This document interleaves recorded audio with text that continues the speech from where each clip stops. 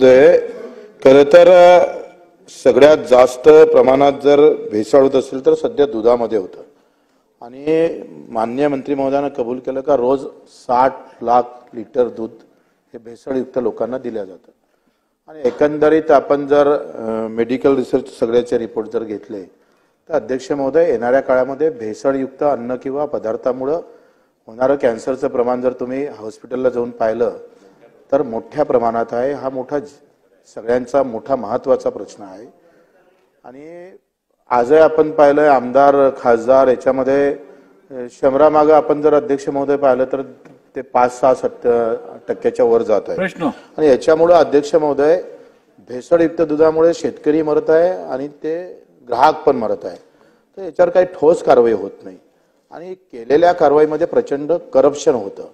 मला वाटतं पटलावर तुम्ही ठेवलं पाहिजे का या 2-3 वर्षामध्ये भेसळयुक्त दुधामध्ये कोण कोण आरोपी सापडलं त्यांच्यावर काय काय कारवाई केली आणि येणाऱ्या काळामध्ये भेसळयुक्त दूध जाणार नाही याच्यासाठी काही ऍक्शन प्लॅन आपण तयार करणार काय याबाबत उत्तर आम्हाला द्यावं।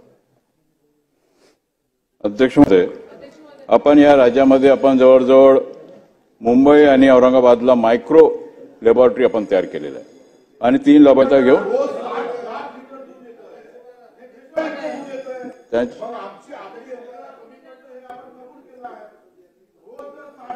दूध जर लोकांच्या खिशात जात असेल तर याचे परिणाम काय अध्यक्ष महोदय? किती काय हॉस्पिटल बांधा काही फायदा होणार नाही। तुम्ही यावर अधिक जास्त कुमक कशी लावता येईल हा फार गंभीर विषय आहे। तुम्ही इकडे 5 लाख रुपये देताय उपचारासाठी त्याच्यापेक्षा अधिक जास्त खर्च करणार इकडे अध्यक्ष महोदय। शेतकरी मरताय आणि ग्राहक पण मरताय आणि आपण बिलकुल बिनधास्त उत्तर देताय। काय ऍक्शन प्लॅन आहे? 1 लिटर दूध आमच्या ग्राहकाला भेसळयुक्त भेटणार नाही याच्यासाठी काय प्लॅनिंग करणार आहे तुम्ही? सन्माननीय सदस्य बच्चू कडू साहेबांनी एकंदरीत सभागृहाच्या दोन्ही बाजूच्या सन्माननीय सदस्यांनी जो एक महत्वाचा प्रश्न उपस्थित केला, सभागृहातल्या काही जुन्या सन्माननीय सदस्यांना आठवत असेल की हा प्रश्न अनेकदा आपल्याला सगळ्यांना भेडसावतोय। हा लोकांच्या जीवनाशी खेळणारा असा प्रश्न आहे आणि म्हणून आम्ही त्यावेळेस इथं कायदा केला होता अध्यक्ष महोदय की भेसळयुक्त दूध करणाऱ्याला फाशीची शिक्षा देण्यात यावी।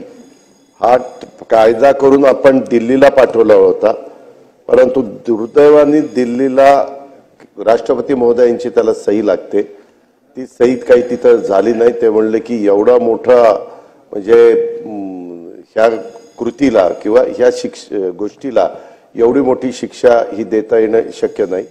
परंतु सन्माननीय बच्चू कडू साहेबांनी 60 लाख लिटर नाही, भेसळ होते ही मान्य करतो, भेसळ होते त्यामध्ये इतक्या मोठ्या प्रमाणावर नाही, परंतु भेसळ अजिबात होता कामा नये ह्याच मताचं सरकार